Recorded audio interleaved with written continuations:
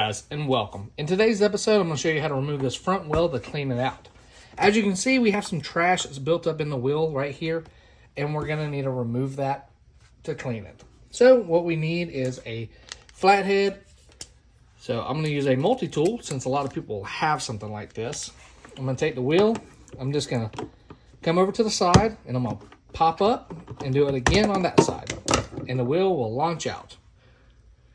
Then we just take and pull out all of the junk, the grime, the dirt, the hair. Then we set it up, line up both sides, and just give it a tap. And we're back in business.